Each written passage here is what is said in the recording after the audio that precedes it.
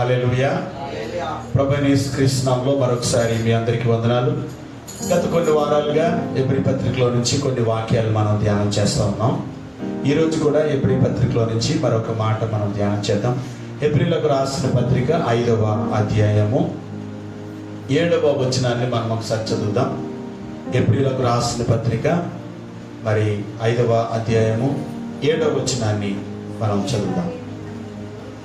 శరీరధారి అయి ఉన్న దినాల్లో మహారోదనతోనూ కన్నీళ్లతోనూ తన్ను మరణము నుండి రక్షింపగలవానికి ప్రార్థనలను యాచనలను సమర్పించి భయభక్తులు కలిగి ఉన్నందున ఆయన అంగీకరించబడెను. పరిశుద్ధుడా, ప్రేమగల తండ్రి, మరొకసారి వాక్యంలో ఇచ్చి మీరు మాతో మాట్లాడి మమ్మల్ని అందరినీ బలపరచమని, నీ మాటలు వింటున్న ప్రతి ఒక్కరిని ఆస్వాదించమని యేసు నామమున అడుగుచు ప్రార్థిస్తున్నాం తండ్రి, ఆమేన్. చెప్పండి అందరూ కూడా.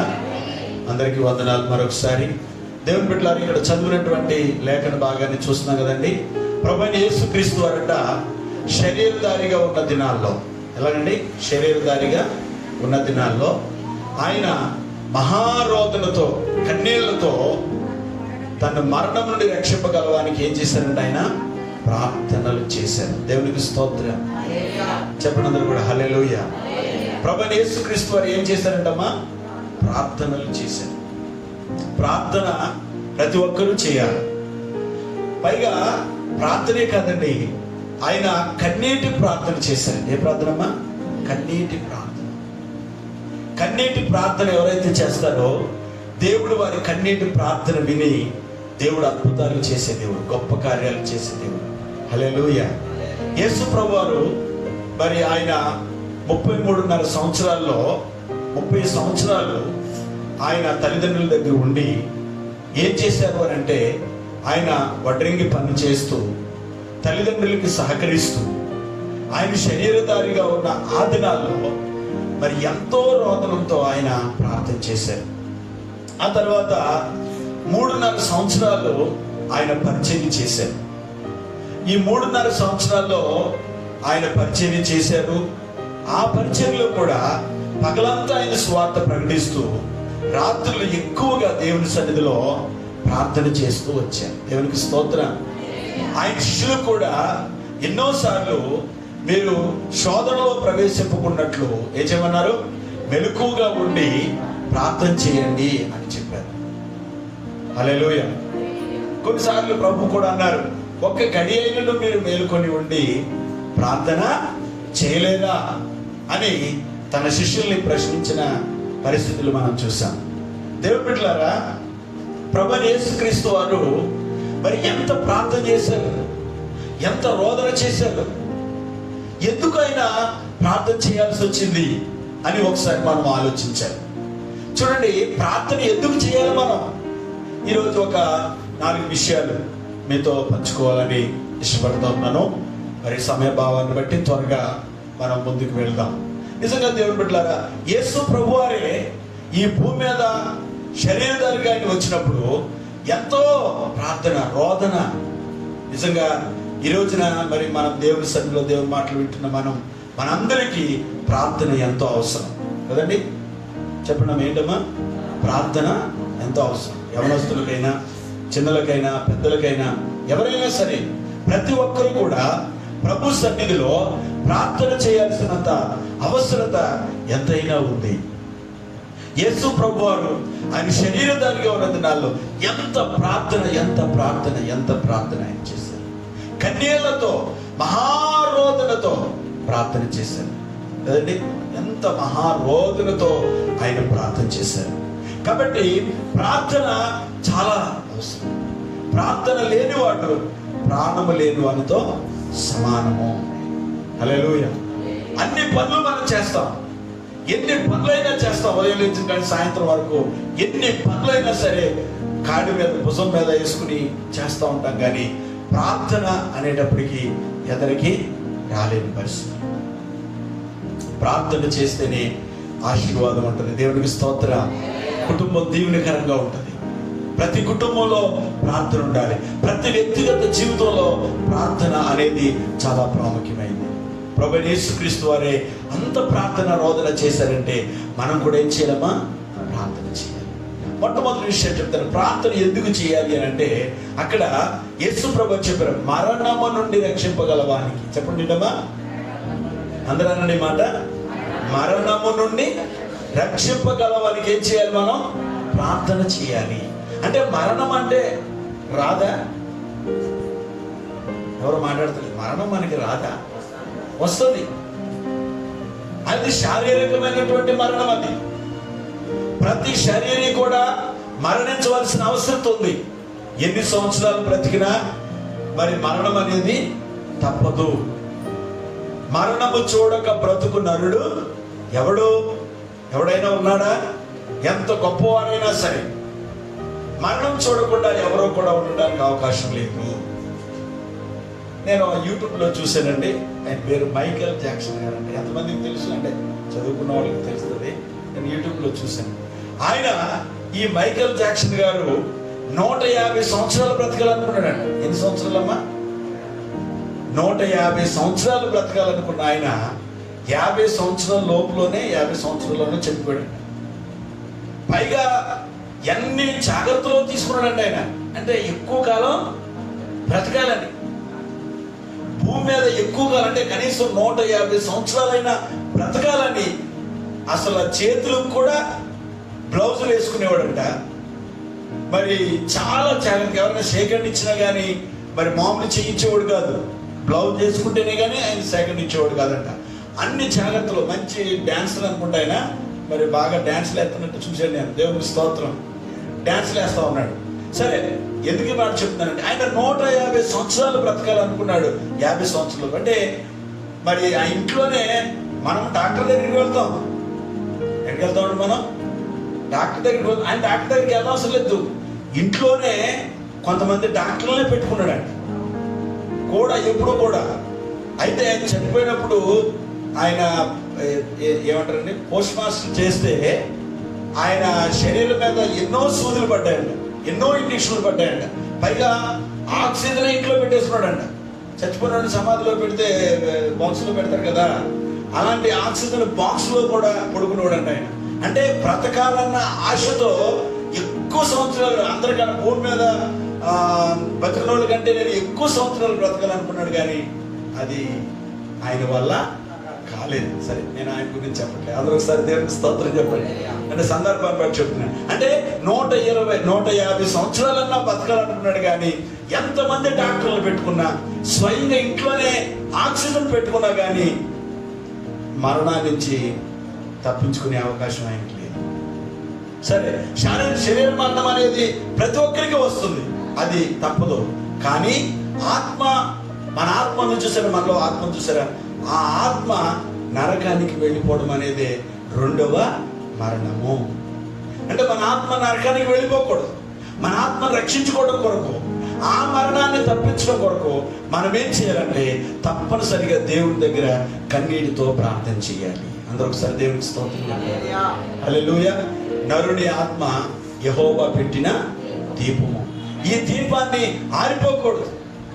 అందుకే దావీదు అంటాడు, ప్రభువా నా దీపాన్ని వెలిగించిన వాడవు నీవే అని చెప్తాడు. అంటే తన ఆత్మీయ జీవితాన్ని దేవుడు వెలిగించాడు, తన దీపాన్ని దేవుడు వెలిగించాడు. ఈరోజు చాలా మంది చీకట్లో ఉన్నారు, కానీ చీకట్లో ఉన్న జనులు వెలుగులో నడుస్తున్నారంటే దేవుడు వారి ఆత్మీయ జీవితాన్ని వెలిగించాడు. దేవునికి స్తోత్రం. ఈరోజు ఇన్ని దీపాలు ఇక్కడ వెలగడానికి దేవుడు కృపించాడు. అందరూ ఒకసారి దేవునికి స్తోత్రం చెప్పండి. ఇంకా ఎన్నో దీపాలు వెలగవలసిన అవసరం ఉంది, ఎన్నో దీపాలు వెలిగించవలసిన అవసరం ఉంది. కాబట్టి ఆ దీపాలు వెలిగించబడాలి అంటే తప్పనిసరిగా మనందరం దేవుని సన్నిధిలో ప్రార్థన చేయాలి. ఇక్కడ ప్రభువైన యేసుక్రీస్తు వారు మరణము నుండి రక్షింపగలవానికి. ఎవరికండి? మరణము నుండి అంటే శారీరమైన మరణము కాదండి, ఆత్మీయమైనటువంటి మరణాల నుండి మనం విడిపించబడ్డ కొరకు దేవుని సన్నిధిలో ఖచ్చితంగా ప్రార్థన అనేది మనం చేయాలి. అందరూ ఒకసారి దేవునికి స్తోత్రం చెప్పండి. హల్లెలూయా. మనం ఎంత ధన్యులం అంటే, దేనికి ధన్యులం అంటే మరణాన్ని ఎవరైతే తప్పించుకోగలిగారో వారే ధన్యులు. దేవునికి స్తోత్రం. అంటే శారీరకమైన మరణము కాదు, మన ఆత్మ చనిపోయి నరకానికి వెళ్ళిపోకుండా ఉండటం కొరకు మనం తప్పనిసరిగా ప్రభు సన్నిధిలో ప్రార్థన చెయ్యాలి, రోదన చెయ్యాలి. చెప్పండి, ఏం చేయాలమ్మా? ప్రార్థన అంటే ఏదో ఒక ఆయన రోజుకు 3 సార్లు ప్రార్థన చేస్తానంట. ఏం ప్రార్థన అంటే ఉదయం టిఫిన్కి, మధ్యాహ్నం భోజనానికి, సాయంత్రం భోజనానికి, అంటే తిండికి మాత్రం ఏం చేస్తానండి నేను ప్రార్థన, తిండి ప్రార్థన. ఆ ప్రార్థన కాదండి, మామూలుగా చిన్న చిన్న ప్రార్థనలు, తిండి కోసం చేసే ప్రార్థనలు కాదు. వ్యక్తిగతంగాను లేకపోతే సంఘముగాను ఉపవాస ప్రార్థనలో, అనేక ప్రార్థనలో మనం ఉండి తప్పనిసరిగా దేవుని సన్నిధిలో ప్రార్థన చేయాలి. దేవునికి స్తోత్రం. మనం అడగాలి, ప్రభువా తండ్రి, మా కొరకు నువ్వు ఎంత విజ్ఞాపన చేసావు, నీవు చేసిన రోదన నేను చేయాలి ప్రభువా, నీవు చేసిన ప్రార్థన లాంటి ప్రార్థన నేను చేయాలి ప్రభువా అని దేవుని సన్నిధిలో మనం సమర్పించుకుని దేవుని దగ్గర మనందరం ప్రార్థన చేసేవారుగా ఉండాలి. దేవునికి స్తోత్రం. ఇక్కడ కూడి ఉన్న ప్రతి ఒక్కరికి, నాకు, మనందరము కూడా దేవుని సన్నిధిలో ప్రార్థన చేసేవారుగా, మరణాన్ని తప్పించుకోవటం కొరకు, మరణము నుండి రక్షించగలిగిన దేవునికి ప్రతి ఒక్కరూ తప్పనిసరిగా ప్రార్థన చేయాలి. దేవునికి స్తోత్రం. హల్లెలూయా. ప్రార్థన ఎంతో అవసరమైంది ఈ కడవరి దినాల్లో, ఈ అంచె దినాల్లో, ఈ అపాయకరమైన పరిస్థితుల్లో మనందరి జీవితాలకి ప్రార్థన ఎంతో అవసరమైంది. యవ్వన బిడ్డలకు ప్రార్థన అవసరమైంది. ప్రతి ఒక్కరు కూడా ప్రార్థన చేయాలి. మీ ఇంటి దగ్గర, దేవుని మందిరంలో తప్పనిసరిగా మనం కొడుకుని ప్రభు సన్నిధిలో ప్రార్థన చేయాలి. అందరూ ఒకసారి దేవునికి స్తోత్రం చెప్తామా? హల్లెలూయా. నెలకు ఒకసారి మనం 12 గంటల ప్రార్థన శిబిరాన్ని ఏర్పాటు చేస్తున్నాం. మరి తప్పనిసరిగా ఆ ప్రార్థన శిబిరంలో అందరూ రండి. మనందరం చేతులెత్తి దేవుని దగ్గర ప్రార్థన చేద్దాం. హల్లెలూయా. అందరూ ఒకసారి దేవునికి స్తోత్రం చెప్దామా? ప్రార్థన ఎందుకు చేయాలి అని అంటే, మరణము నుండి రక్షింపగలవానికి ప్రార్థన చేయాలి. దేవునికి స్తోత్రం. దేనించమ్మా? మరణము నుండి మనల్ని రక్షించగలిగిన దేవునికి ఖచ్చితంగా మనం ప్రభు సన్నిధిలో ప్రార్థన చేయాలి. రెండవ మాట మీకు జ్ఞాపకం చేస్తాను. చూడండి, తిమోతికి రాసినటువంటి 1 తిమోతి పత్రిక చూడండి ఒకసారి. 2వ అధ్యాయము 1వ వచనం నుంచి కొన్ని వచనాలు చదువుదాం త్వరగా. మనము సంపూర్ణ భక్తియు మాన్యతయు కలిగి నెమ్మదిగాను సుఖముగాను బ్రతుకు నిమిత్తము, అన్నిటికంటే ముఖ్యంగా మనుషులందరి కొరకు, రాజుల కొరకు, అధికారుల కొరకు విజ్ఞాపనలను, ప్రార్థనలను, యాచనలను, కృతజ్ఞతాస్తుతులను చేయవలనని హెచ్చరించుచున్నాను. అందరూ ఒకసారి దేవునికి స్తోత్రం చెప్పండి. హల్లెలూయా. మనము సుఖముగాను, నెమ్మదిగాను, సుఖముగాను బ్రతుకు నిమిత్తం, అన్నిటికంటే ముఖ్యముగా మనుషులందరి కోసం ఏం చేయాలంటమ్మా? ప్రార్థన చేయాలి. కేవలం మన కుటుంబం కొరకే కాదు, కేవలం ఓన్లీ మన సంఘం కొరకే కాదు. ఇక్కడ ఏమని చెప్పండి? రాజుల కొరకు, అధికారుల కొరకు, మరి అందరి కోసం మనం ఏం చేయాలమ్మా? ప్రార్థన చేయాలి. మన దేశంలో మరి సైనికులుగా ఉండి సరిహద్దులో పోరాడుతున్న సైనికుల కొరకు మనం ఏం చేయాలి? ప్రార్థన చేయాలి. మన దేశాన్ని పరిపాలిస్తున్న నాయకుల కొరకు మనం ఏం చేయాలి? ప్రార్థన చేయాలి. వారు ఎలా చేస్తున్నారు ఏంటనేది ఎవరు చూస్తారు? దేవుడు చూసి ఎవరికి నాయకత్వం ఇవ్వాలో వారికి దేవుడి నాయకత్వం ఇస్తాడు. మన వాళ్ళు రావాలి, వీళ్ళు రావాలని మనం అనుకున్నంత జరగదు. దేవుడు ఎవరికి నాయకత్వం ఇవ్వాలో ఆ నాయకత్వాన్ని ఇస్తాడు. దేవుడు ఎవరిని నిలబెట్టాలో వారిని నిలబెడతాడు. ప్రభు ఎవరిని ముందుకు నడిపించాలో వారిని నడిపిస్తాడు. అయితే మనందరం చేయాల్సిన పని ఏంటంటే, మరి దేవుని సన్నిధిలో ఖచ్చితంగా మనం నెమ్మదిగా, మన కుటుంబం సుఖంగా, ఆనందంగా ఉండాలి అని అంటే తప్పనిసరిగా మనం ఏం చేయాలండి? ప్రార్థన చేయాలి. దేవునికి స్తోత్రం కలుగును గాక. ఎన్ని ప్రార్థనలు చేసినా కొన్ని ఇబ్బందులు వస్తూ ఉంటాయి, కొన్ని సమస్యలు వస్తూ ఉంటాయి. అయినా సరే ప్రార్థన చేయడంలో గొప్ప సంతోషాన్ని మనం అనుభవించగలుగుతాం. దేవునికి స్తోత్రం చెప్పండి. హల్లెలూయా. 1 గంట మీరు ప్రార్థన చేయండి, 1 అరగంట మీరు ప్రార్థన చేయండి, 1 గంట సేపు దేవునితో గడపండి. ఆ అనుభూతి వేరు, ఆ ఆనందం వేరు, ఆ సంతోషం వేరుగా ఉంటుంది. దేవునికి స్తోత్రం చెప్పండి కదా. కొంతమందితో కొన్ని గంటలు గడిపినా కానీ దానిలో ఏం ఉపయోగం ఉండదు. కానీ ఒక గంట సేపు, ఒక అరగంట సేపు మరి దేవునితో మనం గడిపితే, ప్రార్థన చేస్తే ఆ సంతోషం ఎంత ఆశీర్వాదకరంగా ఉంటుంది, ఎంత దీవెనకరంగా ఉంటుంది. అందుకనే సుఖముగాను నెమ్మదిగాను బ్రతుకు నిమిత్తం అన్నిటికంటే ముఖ్యంగా మనం ఎవరి కోసం ప్రార్థన చేయాలంటే రాజుల కోసం, అధికారుల కోసం, దేశము కోసం, నశించిపోతున్న ఆత్మల కొరకై మనందరము ప్రార్థన చేయాలి. దేవునికి స్తోత్రం కలుగును గాక. కాబట్టి మరి ఇది నాన్న ఎందుకో పరిశుద్ధాత్ముడు ప్రార్థన చేయాలి అని మనతో మాట్లాడుతున్నాడు. మరి ఎంతవరకు మనం ప్రార్థన చేయగలుగుతున్నాము, ఎంతవరకు మనం దేవునితో మాట్లాడగలుగుతున్నాం, ఎంతవరకు మనం ప్రార్థన చేయగలుగుతున్నాం అనేది ప్రతి ఒక్కరు కూడా మరి ప్రశ్నించుకుని, ప్రతి ఒక్కరు కూడా పరిశీలించుకుని దేవుని దగ్గర మోకరించడానికి, దేవుని ఎదుట ప్రార్థన చేయడానికి ఎప్పుడు కూడా మనం సంసిద్ధముగా ఉండాలి అని పరిశుద్ధాత్మ దేవుడి దినాన వాక్యం ద్వారా మనతో మాట్లాడుతున్నారు. అందరూ ఒకసారి దేవునికి స్తోత్రం చెప్దామా? హల్లెలూయా. అందరూ చెప్పండి హల్లెలూయా, హల్లెలూయా. ప్రార్థన ఎందుకు చేయాలి అని అంటే మరణము నుండి రక్షింపగలవానికి ప్రార్థన చేయాలి. ప్రార్థన ఎందుకు చేయాలి అని అంటే మన కుటుంబం మనం సుఖముగా నెమ్మదిగా ఉండాలి అని అంటే అధికారుల కొరకు, దేశం కొరకు, నాయకుల కొరకు మనం తప్పనిసరిగా ఏం చేయాలమ్మా? ప్రార్థన చేయాలి. మూడవ మాట నేను చెప్తాను, ప్రార్థన ఎందుకు చేయాలి అని అంటే ప్రకటన గ్రంథంలో మనం చూద్దాం ఒకసారి. ప్రకటన గ్రంథంలోనికి వస్తే అక్కడ ఒక మాట మనం చూస్తాం. 5వ అధ్యాయంలో, ప్రకటన గ్రంథం 5వ అధ్యాయంలోనికి మనం వస్తే అక్కడ 7వ వచనాన్ని మనం చూద్దాం ఒకసారి. 7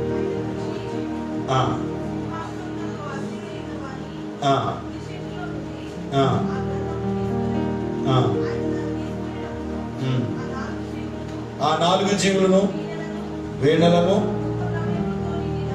ధూప ద్రవ్యములతో నిండిన సువర్ణ పాత్రలను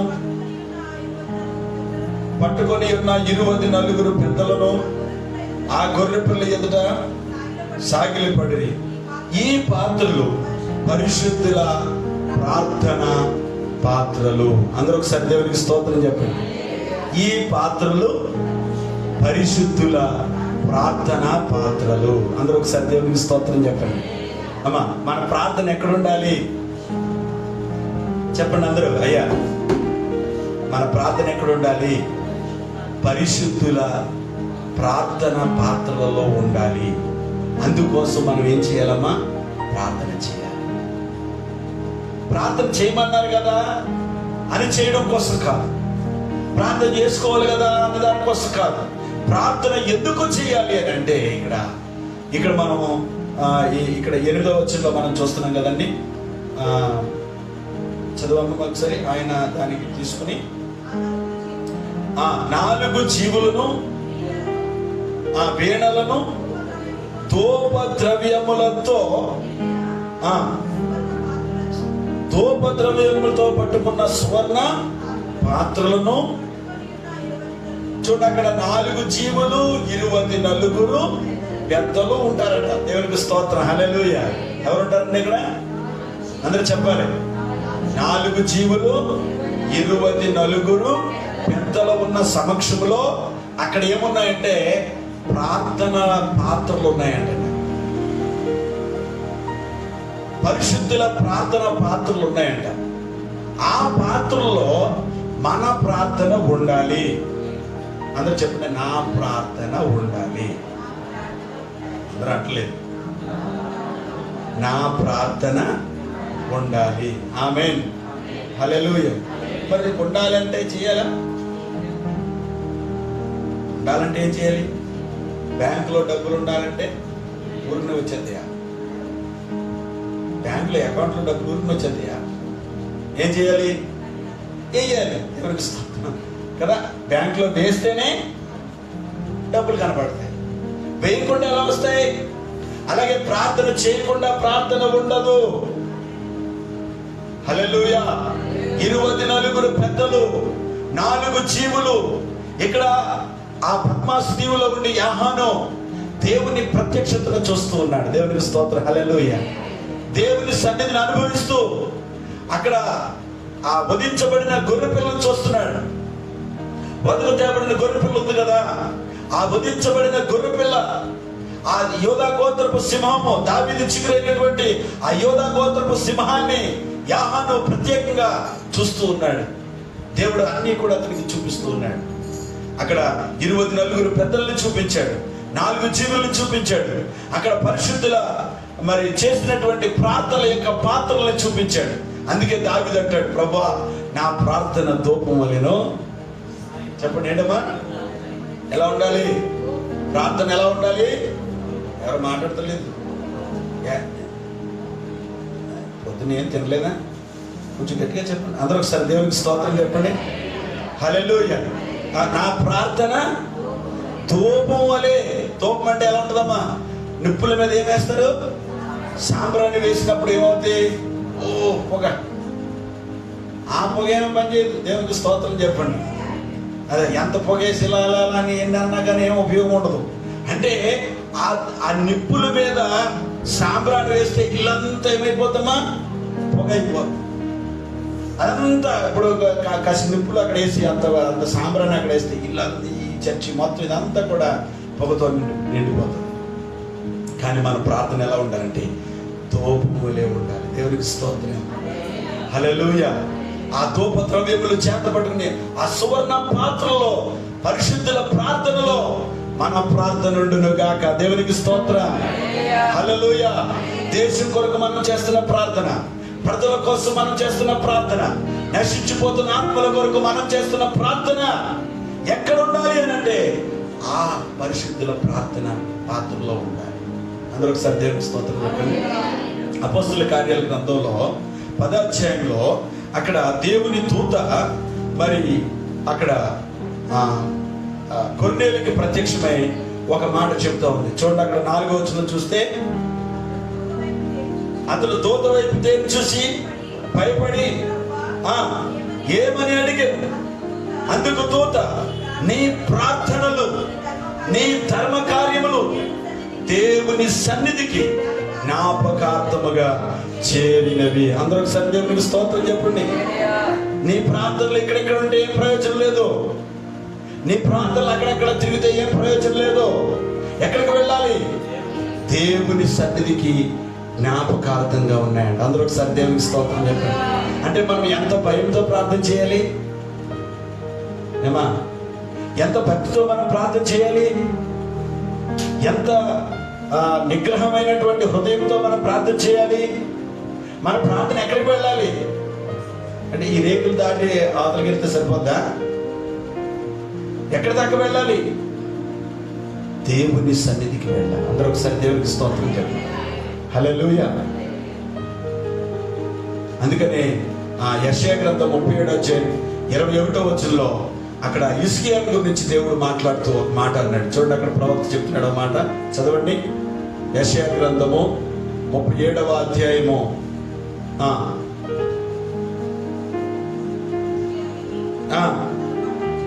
తన బట్టలు చింపు, అది కదమ్మా 37:21 వచ్చింది. యెషయా హిజ్కియా యొద్దకు ఈ వర్తమానం పంపెను. ఇశ్రాయేలు దేవుడైన యెహోవా సన్హెరీబు విషయంలో నీవు నా ఎదుట ఏం చేశావు? ప్రార్థన చేసితివే. అందరూ ఒకసారి దేవునికి స్తోత్రం చెప్పండి. సిరియా రాజు అయినటువంటి సన్హెరీబు విషయంలో నీవు నా ఎదుట ప్రార్థన చేసితివే. హల్లెలూయా. అంటే ఈ ప్రార్థన ఎక్కడికి వెళ్ళింది చెప్పాలి? ఎవరు కూడా మాట్లాడతలేదు. దేవుని సన్నిధికి వెళ్ళి. అందుకని ఆ దూత కొన్నేళ్ళతో చెప్తుందిగో, నీ ప్రార్థనలో, నీ ధర్మ కార్యములో జ్ఞాపకార్థముగా దేవుని సన్నిధికి వెళ్ళిపోని అని దేవుని దూత వచ్చి కొన్నేళ్ళతో చెప్తాం. ఈరోజు మన ప్రార్థనలు ఎక్కడ ఉండాలంటే పరిశుద్ధుల ప్రార్థన పాత్రలో ఉండాలి. హల్లెలూయా. ఎక్కడ ఉండాలి? అందరూ చెప్పండి. పరిశుద్ధుల ప్రార్థన పాత్రలో.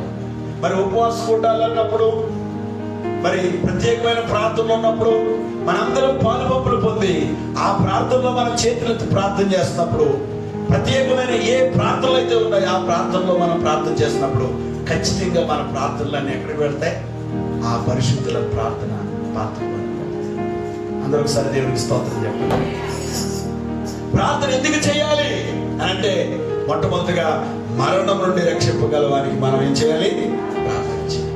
ప్రార్థన ఎందుకు చేయాలి అని అంటే, రెండవదిగా మనం చూస్తామండి, సుఖముగాను నెమ్మదిగా బ్రతకాలి అని అంటే ఖచ్చితంగా మనం దేశం కొరకు, రాజుల కొరకు, అధికారుల కొరకు మనం ఏం చేయాలి? ప్రార్థన చేయాలి. అందరూ ఒకసారి దేవునికి స్తోత్రం చెప్తామా? మూడవదిగా మన ప్రార్థన ఎందుకు చేయాలి అని అంటే, మన ప్రార్థన పరిశుద్ధుల ప్రార్థన పాత్రలో ఉండాలి. అబ్బా, ఎంత అద్భుతం అండి! దేవునికి స్తోత్రం చెప్పండి. హల్లెలూయా. అక్కడ ఉంటే మన ప్రార్థన చాలా ఆశీర్వాదకరంగా ఉంటుంది. ఇది ఫలానాయన చేసిన ప్రార్థన, ఇది ఫలానాయన చేసిన ప్రార్థన, ఇది ఫలానాయన చేసిన ప్రార్థన. ఈ ప్రార్థనలన్నీ కూడా ఏ ప్రార్థనలు అన్నారంటే పరిశుద్ధుల ప్రార్థనలు. అందరూ చెప్పండమ్మా, అందరూ చెప్పాలి మాట. పరిశుద్ధుల ప్రార్థన. ఎవరండి పరిశుద్ధులు? ఎవరు పరిశుద్ధులండి? ఎవరైతే యేసుక్రీస్తుని సొంత రక్షకునిగా అంగీకరించారో, మారు మనసు పొంది పాప క్షమాపణతో బాప్తిసం పొంది వారి పాపములను యేసు రక్తంలో కడుక్కున్నారో వారే పరిశుద్ధులు. దేవునికి స్తోత్రం. వారిని దేవుడు నీతిమంతులుగా తీర్చాడు, వారిని దేవుడు పరిశుద్ధులుగా చేశాడు. ఈ పరిశుద్ధులు చేసే ప్రార్థన ఎక్కడున్నాయంటే 24 పెద్దలు, 4 జీవులు, వారి మధ్యలో ఆ సువర్ణ పాత్రలో వారి ప్రార్థనలు ఉన్నట్లుగా పరిశుద్ధ గ్రంథంలో మనం చూస్తాం. ఈరోజు మన ప్రార్థనలో ఖచ్చితంగా ఆ పరిశుద్ధుల ప్రార్థన పాత్రలో ఉండును గాక. అందరూ ఒకసారి దేవునికి స్తోత్రం చెప్పండి. ఆ ఉద్దేశంతో మనం ప్రార్థన చేయాలి, ఆ తలంపుతో మనం ప్రార్థన చేయాలి, ఆ ఆలోచనతో మనం ప్రార్థన చేయాలి. దేవునికి స్తోత్రం. మనం మోకరించినప్పుడు ఏమా ఆ పాత్రలోనికి వెళ్ళాలంటే ఎంత ప్రార్థన చేస్తే వెళ్తుందమ్మా? ఒకసారి చెప్పండి. కనీసం అందరు ఇక్కడే ఉన్నారు. దేవునికి స్తోత్రం చెప్పండి. పరిశుద్ధుల ప్రార్థన పాత్రలోకి వెళ్ళాలంటే తండ్రి ప్రభా, తండ్రి ప్రభా, తండ్రి ప్రభా, తండ్రి ప్రభా అంటే వెళ్ళిపోతా. కనీసం మనం కొంత సమయాన్ని మనం తీసుకోవాలవుతా? ఎవరు మాట్లాడతలేదు. కొంత సమయాన్ని తీసుకోవాలి, కొంత సమయాన్ని దేవునికి మనం హెచ్చించాలి. దేవుడి సన్నిధిలో హెచ్చించి ఆ సమయంలో మనం ప్రార్థన చేస్తే ఖచ్చితంగా ప్రార్థన విశ్వాసంతో మనం చేస్తే మన ప్రార్థన ఆ పరిశుద్ధుల ప్రార్థనలోకి వెళ్ళుతుంది. దేవునికి స్తోత్రం. అప్పుడు మన ప్రార్థన అక్కడ ఉండడం మనం కూడా చూడగలుగుతాం. దేవుడి అట్టి కృపను మనకు అనుగ్రహిస్తాడు. కాబట్టి ఖచ్చితంగా ప్రతి ఒక్కరూ దేవుని సన్నిధిలో ప్రార్థించవలసిన అవసరం ఉంది. అందుకని ప్రభువైన యేసుక్రీస్తు వారు శరీరధారిగా ఉన్న దినాల్లో మహారోదనతో కన్నీళ్లతో ఏం చేశారమ్మా? ప్రార్థన చేశారు. దేవునికి స్తోత్రం. అటువంటి రోదన ప్రతి ఒక్కరికి ఉండాలి, అటువంటి ప్రార్థన ప్రతి ఒక్కరి జీవితంలో ఉండాలి. అందుకే పరిశుద్ధాత్ముడు ఇది నన్ను మరొకసారి మనతో మాట్లాడుతున్నారు. ప్రార్థన చేయాలి అని ఖచ్చితంగా ప్రభు మనతో మాట్లాడారు. అందరూ ఒకసారి దేవునికి స్తోత్రం చెప్దామా? హల్లెలూయా. కదా లూకా సువార్త 18వ అధ్యాయంలో యేసు ప్రభు చెప్పారు, మీరు విసుగక ఏం చేయాలి? అమ్మో, అందరూ ఒకసారి దేవునికి స్తోత్రం చెప్పండి. లూకా సువార్త 18వ అధ్యాయంలో మొదటి వచనంలో ఉంటది. లూకా సువార్త 18వ అధ్యాయం మొదటి వచనంలో చూడండి. అక్కడ మీరు విసుగక నిత్యము ప్రార్థన చేయుచుండవలెనని ఆయన ఈ మాటలు చెప్పారు. అందరూ ఒకసారి దేవునికి స్తోత్రం చెప్పండి. విసుగుపోకూడదంట. నిత్యము మనం ప్రార్థన చేయాలి, ఎల్లప్పుడూ దేవునికి మనం ప్రార్థన చేయాలి. కాబట్టి ప్రార్థన అంత ప్రాముఖ్యమైంది. తప్పనిసరిగా మనందరం ప్రార్థన చేసేవారుగా ఉండాలి అని పరిశుద్ధాత్మ దేవుడి దినాన్ని మనతో ప్రత్యేకంగా మాట్లాడుతున్నారు. ఇంకొక మాట, 4 మాటలు చెప్తున్నాను కదా, ఇంకొక మాట జ్ఞాపకం చేస్తాను. లూకా సువార్త 21వ అధ్యాయము చూద్దాం ఒకసారి. లూకా సువార్త 21వ అధ్యాయంలో అక్కడ 34వ వచనాన్ని మనం చదివితే చూడండి. మీ హృదయములు ఒకవేళ తిండి వలన, మత్తు వలన, ఐకిక విచారం వలన మందముగా ఉన్నందున ఆ దినము అకస్మాత్తుగా మీ మీదకి వచ్చినట్లు రాకుండా మీ విషయమై మీరు జాగ్రత్తగా ఉండండి. ఆ దినము భూమి అంతటా వారు నివసించే వారందరి మీదకి అకస్మాత్తుగా వచ్చును. కాబట్టి మీరు జరగబో వాటన్నిటిని తప్పించుకొని మనుష్య కుమారుని ఎదుట నిలవబడుటకు శక్తి గలవారగినట్లు ఎల్లప్పుడూ ఏం చేయాలి? ప్రార్థన చేయాలి. అందరూ ఒకసారి దేవునికి స్తోత్రం చెప్తాను. హల్లెలూయా. ఎందుకు చేయాలమ్మా ప్రార్థన? ఎందుకు చేయాలి? మనుష్య కుమారుని ఎదుట నిలవబడటానికి ఏముండాలి? సార్ చెప్పమ్మా, ఏముండాలి? శక్తి ఉండాలి. దేవునికి స్తోత్రం. అందరూ చెప్పాలి. ఎవరు అవసరం? అయ్యా నేను ఎవరు? స్తోత్రం స్తోత్రం అయ్యా స్తోత్రం. అందరూ ఒకసారి దేవునికి స్తోత్రం చెప్పండి. హల్లెలూయా. మనుష్య కుమారుని ఎదుట ఏం చేయాలి? మనం నిలవబడాలి. హల్లెలూయా. ఒకప్పుడు ఆయన గొర్రె పిల్లగా వచ్చారు.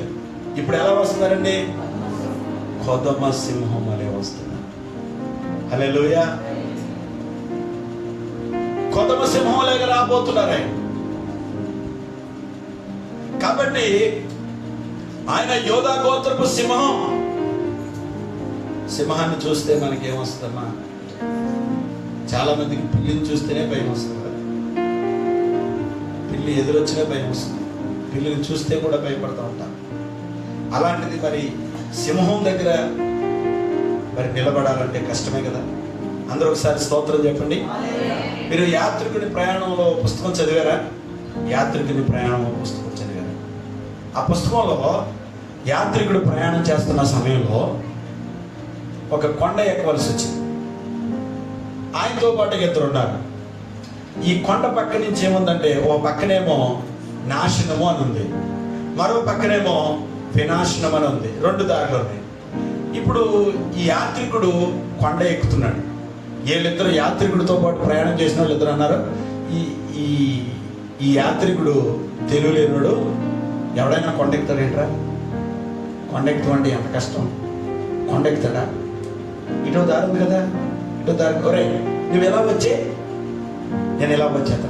దేవునికి స్తోత్రం కదా. ఒకడేమో నాశనం అనే మార్గంలో వెళ్ళిపోతుంటే మరొకడేమో వినాశనం అనే మార్గంలో వెళ్ళిపోతున్నాడు. ఈ యాత్రికుడు మాత్రం ఏం చేస్తానంటే ఆ కొండ ఎక్కుతున్నాడు. దేవునికి స్తోత్రం. ఈ కొండ మీద ఎక్కి ప్రయాణం చేస్తాడు. జాగ్రత్తగా చూడండి. ఇలా కొండ ఎక్కి ప్రయాణం చేయాల్సి వచ్చింది. ప్రయాణం చేస్తాడు. ఈయనేమి ఇలా వెళ్ళిపోతుంది, ఈయనేమి ఇలా వెళ్ళిపోయాడు. ఇప్పుడు నాశనం అని వెళ్ళిపోయినాడు. పులో సింహం అని తినేసింది. దేవుడికి స్తోత్రం. ఆ దరికి వస్తానన్నాడు కదా, ఇంకెక్కడ వస్తాడు ఆ దరికి? వినాశనం అనే మార్గంలో వెళ్ళినాడు. నడవగా అక్కడ ఏదో ఊపు ఉందంట. అందులో అడిగేస్తే ఆ ఊపిలో దిగిపోయి ఆయన కూడా చనిపోయాడు. ఇప్పుడు ఈ యాత్రికుడు ప్రయాణం చేస్తూ ఆ కొండ దిగాడు. ఇన్సలమ్మా కొండ దిగి వెళ్తున్న కొంత దూరం వెళ్ళేటప్పటికి అక్కడ ఒక అందమైన ఒక మంచి బిల్డింగ్ ఉంది. దేవునికి స్తోత్రం. అందరు నా వైపు చూడాలి. హల్లెలూయా. ఒక మంచి బిల్డింగ్ ఉంది. ఆ బిల్డింగ్ దగ్గరికి వెళ్లాల్సి ఉంది. ఆ బిల్డింగ్ దగ్గరలో ఒక గేట్ ఉంది.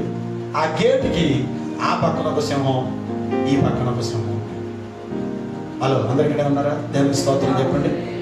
ఆ పక్కన ఒక సింహం, ఈ పక్కన ఒక సింహం ఉంది. ఇప్పుడు చాలా మంది ఈ ప్రయాణం చేసిన యాత్రికులు కొండ దాకా వచ్చారు, కొండ ఎక్కారు, కొండ దిగారు.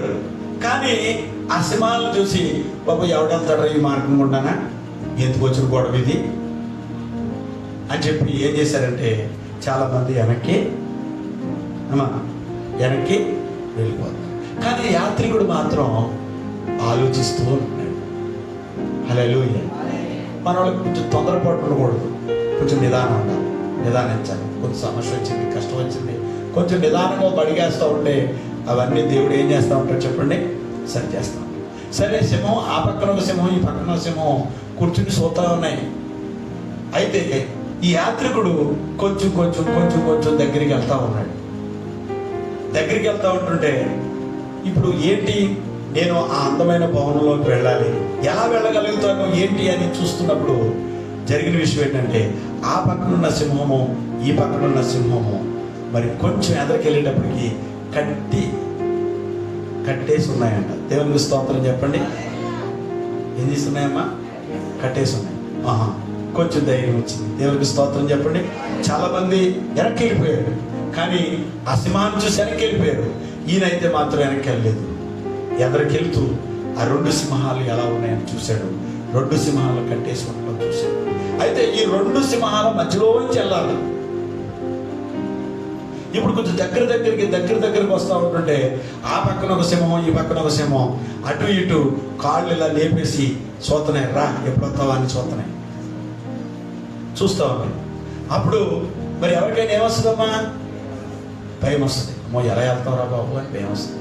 కానీ ఈ యాత్రికుడు మాత్రం ధైర్యం చేసి ఎలా ఆ సింహాల మధ్యలోంచి ఎలా వెళ్ళాలి అని ఆలోచిస్తున్నాడు. అది క్రైస్తవుడికి ఉన్న లక్షణం. అందరూ ఒకసారి దేవునికి స్తోత్రం చెప్తారు. ప్రతి క్రైస్తవుడు దేనికి భయపడకూడదు.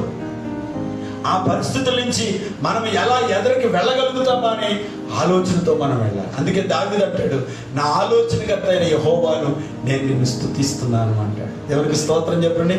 మనకి ఏదైనా ఆలోచన రాలేనప్పుడు 16వ కీర్తన 7వ వచనంలో ఉంటుంది, నా ఆలోచనకర్తమైన యెహోవా నేను నిన్ను స్తుతిస్తున్నాను అంటాడు. మనకు ఆలోచన చెప్పి సరైన మార్గంలో నడిపించే దేవుడు ఆయన ఒక్కడు మాత్రమే. అందరూ ఒకసారి దేవునికి స్తోత్రం చెప్పండి. ఇంకా దగ్గరికి వచ్చాడు. అంత దగ్గరికి వచ్చేటప్పటికి ఆ సింహాలు కాళ్ళతో ఇలా అంటున్నాయి, రా అని కాండ్రిస్తూ ఉన్నాయి. ఆ 2 సింహాల మధ్యలో నుంచి పరుగు వెళ్ళిపోయి దగ్గరికి వెళ్ళిపోయాడు. ఒకసారి అందరూ చప్పట్లు కొట్టండి, హల్లెలూయా. ఆ 2 సింహాలు ఇటువైపు కాళ్ళు చాపుతున్నాయి. అందులోంచి అందుకనే ఇరుకు మార్గమున, యేసుప్రభు ఏం చెప్పారమ్మా? ఇరుకు మార్గమున ప్రవేశించ పోరాడండి అన్నాడు. అంటే విశాలమైన మార్గంలో అందరూ వెళ్తారు, ఇరుకు మార్గంలో అందరూ వెళ్ళలేదు. ఇరుకు మార్గం వెళ్ళగా విశాలం అవుద్ది, విశాల మార్గం ఏమవుద్ది? వెళ్ళగా ఇరుకైపోతుంది. కాబట్టి ఇరుకు మార్గమున ప్రవేశించ పోరాడండి అని మనం చూస్తున్నాం. సరే, అంతకీ ఈ మాట ఎందుకు చెప్పానండి? ఆ యాత్రికుడు ఆ సింహాలను చూసి భయపడలేదు. కాబట్టి మనం దేనికి మనం భయపడకూడదు. అంటే యేసు ప్రభు వారు మరి గొర్రెపిల్లగా వచ్చారు, ఇప్పుడు కొదవ సింహంగా వస్తున్నారు. ఆ సింహం ఎదుట మనం నిలబడటానికి ఏముండాలి? శక్తి ఉండాలి. అందరూ ఒకసారి దేవునికి స్తోత్రం చెప్పండి. అందుకే ప్రార్థన మనకి ఎంతైనా అవసరం. కాబట్టి ప్రతి ఒక్కరు కూడా దేవుని సన్నిధిలో ప్రార్థన చేసేవారుగా ఉండాలి. అందరూ ఒకసారి దేవునికి స్తోత్రం చెప్పండి, హల్లెలూయా. మరి అందుకనే ఇక్కడ చెప్తున్నాడు, మనుష్య కుమారుని ఎదుట నిలవబడుటకు శక్తి. అందుకనే తిండి వలన ఏంటమ్మా?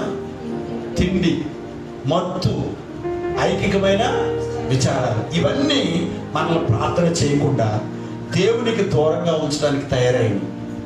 ఐకిక విచారాలు, ఎన్నో బాధలు, ఒకటి. రెండవది తిండి ఎక్కువైపోయి, దేవునికి స్తోత్రం. తర్వాత మత్తు ఎక్కువైపోయి, ఇవన్నీ మనల్ని ప్రార్థనలు చేయకుండా శక్తిని పొందుకోకుండా ఆపేస్తున్నాయి. కాబట్టి దేవుని శక్తిని మనం పొందుకోవాలి. చెప్పండి అందరూ కూడా హల్లెలూయా. ఏ శక్తి కావాలి మనకి? దేవుని శక్తి కావాలి. అంటే ప్రార్థనా శక్తి ఉండాలి. ప్రార్థనలో మనకి శక్తి ఉంది. ఆ ప్రార్థన చేసే కొద్ది మనకి ఏమొస్తుందంటే శక్తి వస్తుంది. ఆ శక్తిని పొందుకునే కొద్ది దేవుని దగ్గర నిలబడే ధైర్యం వస్తుంది. అందరూ ఒకసారి దేవునికి స్తోత్రం చెప్పండి, హల్లెలూయా. అందుకనే పిరికివారు దేవుని రాజ్యానికి, పిరికివారు అవిశ్వాసం వీళ్ళెవరూ కూడా దేవుని దగ్గరికి వెళ్ళలేరని వాక్యంలో ఉంది. కాబట్టి మనం పిరికివారుగా కాకుండా ధైర్యవంతులుగా, శక్తివంతులుగా ఉండాలి అంటే తప్పనిసరిగా మనిషి కుమారుని ఎదుట నిలబడటకు శక్తి గలవారు ఉన్నట్లు మెలకువగా ఉండి దేవుని సన్నిధిలో ప్రార్థన చేయటకు దేవుడు కృపించిన దాకా. అందరూ ఒకసారి దేవునికి స్తోత్రం చెప్పండి, హల్లెలూయా. సరే, శరీరధారిగా ఉన్న దినాల్లో ప్రభువైన యేసుక్రీస్తు వారు ఏం చేశారమ్మా? ప్రార్థన చేశారు. దేనికోసం ప్రార్థన చేశారు? ప్రార్థన ఎందుకు చేయాలి? మరణం నుండి రక్షింపగలవారు. మనము సుఖముగా నెమ్మదిగా ఉండేందుకు మనం ఏం చేయాలి? ప్రార్థన చేయాలి. మూడవదిగా మన ప్రార్థనలో పరిశుద్ధుల పాత్రలో ఉండేటట్టుగా మనం ప్రార్థన చేయాలి. ఉండాలని తప్పనిసరిగా మనం ప్రార్థన చేయాలి. నాలుగవదిగా మనిషి కుమారుని ఎదుట నిలవబడటానికి శక్తి గలవారమన్నట్లు మనం ఏం చేయాలి? ప్రార్థన చేయాలి. అటువంటి ప్రార్థన జీవితాన్ని ప్రభు మనందరికీ అనుగ్రహించిన గాక. అందరూ కళ్ళు మూసుకుందాం, అందరూ కూడా ప్రార్థన చేద్దాం. అందరూ కూడా హల్లెలూయా. మోకాళ్ళ మీద ఉండగలిగిన వారు మోకాళ్ళ మీదకి వచ్చి చేతులు పైకెత్తి దేవుని సన్నిధిలో ఒక్క నిమిషం అందరూ కూడా ప్రార్థన చేద్దాం. అందరూ కూడా ప్రార్థన చేద్దాం. హల్లెలూయా, హల్లెలూయా. పరిశుద్ధాత్ముడా నీకు వందనాలని చెప్పి అందరూ కూడా చేతులు పైకెత్తి, యవనస్తులు, చిన్నలు, పెద్దలు, మోకాళ్ళ మీద ఉండగలిగి ప్రార్థించగలిగిన వారందరూ కూడా ప్రభు సన్నిధిలో ప్రార్థన చేద్దాం. ప్రభా, నా ప్రార్థన పరిశుద్ధుల ప్రార్థనలో ఉండాలి. నా ప్రార్థన ఇదిగో నాయన, నేను సుఖముగా నెమ్మదిగా ఉండాలి అంటే నేను దేశం కొరకు, రాజుల కొరకు, అధికారుల కొరకు నేను ప్రార్థన చేయాలి. అందరూ కూడా ప్రార్థన ఏకీభవిద్దాం. అందరూ కూడా ప్రార్థన చేద్దాం. దేవా నీకే వందనాలు తండ్రి, వందనాలు తండ్రి. అందరూ ప్రార్థన చేద్దామా? ప్రభా నీకే వందనాలు. ఒక్క నిమిషం అందరూ ప్రార్థన చేద్దాం. Hallelujah, hallelujah, hallelujah. Glory mighty lord in the name of Jesus. అవును తండ్రి, అవును తండ్రి, అవును తండ్రి. మనుష్య కుమారుని ఎదుట మనం నిలబడటానికి శక్తి గలవారు మనం కావాలి అని అంటే తప్పనిసరిగా మనం ప్రార్థన చేయాలి. ఇదిగో పరిశుద్ధుల ప్రార్థనలో అదిగో 24 పెద్దలు, 4 జీవులు అదిగో సువర్ణ పాత్రలు చేతపట్టుకున్నటువంటి ఆ సువర్ణ పాత్రలో మన ప్రార్థన ఉండాలండి. అది పరిశుద్ధుల ప్రార్థనలో, అవి పరిశుద్ధుల ప్రార్థనలో.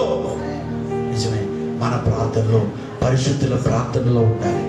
పరిశుద్ధుల ప్రార్థనలో ఉండాలి. అలా ఉండాలి అని అంటే మనందరం కూడా ప్రార్థన చేయాలి. ప్రభా, ఇక్కడే కాదు, ఇంటి దగ్గరికి వెళ్ళిన తర్వాత కూడా నేను ప్రార్థన చేయాలి. ఇదిగో నా ప్రార్థన పరిశుద్ధుల పాత్రలో ఉండాలి. నా ప్రార్థన ఉండాలి తండ్రి. నేను నీ ఎదుట నిలబడటకు నేను శక్తి గలవాడగినట్లు నాలో ప్రార్థన ఉండాలి ప్రభువా. అటువంటి ప్రార్థన జీవితాన్ని నాకు దయచేయి ప్రభువా అని అందరూ కూడా ప్రార్థన చేసుకుందాం. హల్లెలూయా, హల్లెలూయా. అందరూ కూడా ప్రార్థన చేసుకుందాం. థ్యాంక్ యూ లార్డ్ అని నేను చేస్తాను. ప్రార్థన ఆలకించే దేవుడు అయ్యా మీకు వందనాలు తండ్రి. అందరూ నోరు తెరిచి ఒక చిన్న ప్రార్థన మనం చేసుకున్నాం. ప్రభువా, అటువంటి ప్రార్థన నాకు దయచేయండి, అటువంటి ప్రార్థన నాకు దయచేయండి. మరణము నుండి రక్షించగల దేవుడు కనుక ప్రభువా, ఆ మరణం నాలో నుంచి దాటిపోవాలి తండ్రి. ఇదిగో నా మాట విని నన్ను పంపిన వారిని ఎందుకు విశ్వాసం ఉంచేవాడు నిత్య జీవం గలవాడని చెప్పాడు. వారి మరణంలోనికి రాక జీవములోనికి దాటాడని వాక్యంలో మనం చూస్తాం. మనము జీవములోనికి దాటాలంటే, మరణం మనలో నుంచి వెళ్ళిపోవాలంటే, ఆ మరణ దాస్యము మనలో నుంచి వెళ్ళిపోవాలి అంటే ఖచ్చితంగా మనం రోదన ప్రార్థన చేయాలి, కన్నీటి ప్రార్థన చేయాలి, విజ్ఞాపన ప్రార్థన చేయాలి. ప్రభు, అటువంటి ప్రార్థన జీవితాన్ని నాకు దయచేయి ప్రభు. ఎంతమంది అయితే ప్రభు ఈ రోజు నుంచి నేను మీ సన్నిధిలో ప్రార్థనలో ఉండాలి, నా ప్రార్థనలో పరిశుద్ధుల ప్రార్థనలో ఉండాలి, నా ప్రార్థనలను బట్టి నేను నిలబడాలి, నేను శక్తివంతులుగా ఉండాలి, నేను ధైర్యవంతులుగా ఉండాలని ఎవరైతే దేవుని దగ్గర తీర్మానం చేసుకుంటున్నారో వారి కోసం నేను ప్రార్థన చేస్తాను. ప్రతి ఒక్కరు కూడా దేవుని దగ్గర ఒక తీర్మానం చేసుకుందాం. హల్లెలూయా, హల్లెలూయా. ఇంత గొప్ప రక్షణను